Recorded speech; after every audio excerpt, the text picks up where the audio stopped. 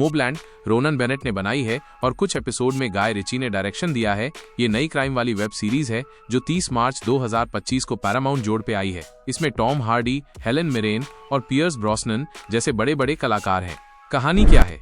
ये कहानी लंदन के दो दबंग और आपस में दुश्मन खानदानों के बारे में है, हैरिगन और स्टीवेंसन। जब हैरिगन के दादाजी कॉनराड, पियर्स ब्रॉसनन का पोता एडी हैरिगन, दूसरे गैंग के सरदार रिची स्टीवेंसन, जियोफ बेल के लड़के टॉमी स्टीवेंसन के साथ किसी लफड़े में पड़ जाता है और टॉमी फिर गायब हो जाता है, तो बहुत बड़ा झगड़ा शुरू हो जाता है। हैरिगन खानदान का जो सब काम ठीक ठाक करने वाला बंदा है, हेरिडा सूजा, टॉम हार्डी, वो इस बढ़ते हुए बवाल के बीच में फंस जाता है। उसको टॉमी को ढूंढना है और दोनों खानदानों के बीच पूरी लड़ाई होने से रोकना है। शुरुआती रिव्यूज के हिसाब से मोबलैंड को ज्यादातर लोगों ने पसंद किया है, खासकर इसके कलाकारों और जो एकदम गंदा संदा माहौल दिखाया है उसके लिए।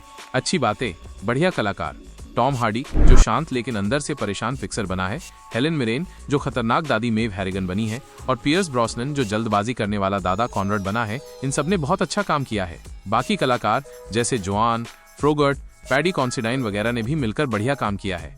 मजेदार कहानी जो दो खानदानों के बीच के अपने झगड़ों और कौन कितना ताकतवर है इस पर टिकी है, बहुत पकड़ वाली है और इसमें टेंशन बनी रहती है। पहला एपिसोड तो लोगों को बहुत पसंद आया, उसमें कहानी और किरदारों को अच्छे से दिखाया गया है। फिल्मी स्टाइल, ये सीरीज देखने में एकदम फिल्म जैसी लगती है। इसमें लाइट, क्लोजअप और धीरे धीरे बढ़ने वाले टेंशन पर बहुत ध्यान दिया गया है, जो देखने वालों को क्रिमिनल दुनिया में घुसा देता है। गाय रिची का स्टाइल भी कहानी कहने में दिखता है।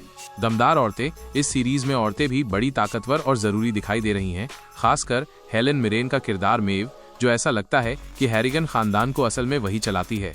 बुरी बातें, पता चल जाता है आगे क्या होगा। कुछ लोगों का कहना है कि ये सीरीज क्राइम वाली कहानियों के पुराने रास्ते पर ही चलती है, जिससे कभी कभी पता चल जाता है कि आगे क्या होने वाला है। धीरे धीरे चलती है, इसकी स्पीड कभी कभी जानबूझकर धीमी रखी जाती है, जिससे टेंशन तो बनता है लेकिन कभी कभी बोरिंग भी लगता है। शुरुआत में थोड़ी कंफ्यूजन, पहले कुछ एपिसोड में इतने सारे किरदार और उनके आपस के रिश्ते दिखाए गए हैं कि देखने वालों को थोड़ी कंफ्यूजन हो सकती है। कुछ नया नहीं, कुछ लोगों को लगता है कि कलाकारों ने अच्छा काम किया है, लेकिन सीरीज में क्राइम वाली कहानियों में कुछ एकदम नया नहीं दिखाया गया है। रे डोनोवन से मिलती जुलती, मोबलैंड को पहले शो टाइम की सीरीज रे डोनोवन की शुरुआत की कहानी के तौर पर बनाया गया था और वो कनेक्शन अभी भी दिखता है।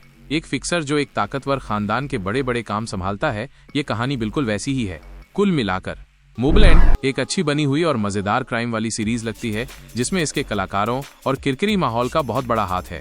भले ही ये इस तरह की कहानियों में कुछ एकदम नया नहीं लाती, लेकिन ये लंदन के अंडरवर्ल्ड में परिवार, वफादारी और ताकत के झगड़ों की एक दिलचस्प कहानी दिखाती है। जिनको क्राइम वाली कहानियां पसंद है, खासकर वो जिनमें किरदारों पर ध्यान दिया जाता है और एक्टिंग अच्छी होती है, उनको मोबलैंड जरूर पसंद आएगी। जैसे जैसे कहानी आगे बढ़ेगी, ये और भी मजेदार हो सकती है।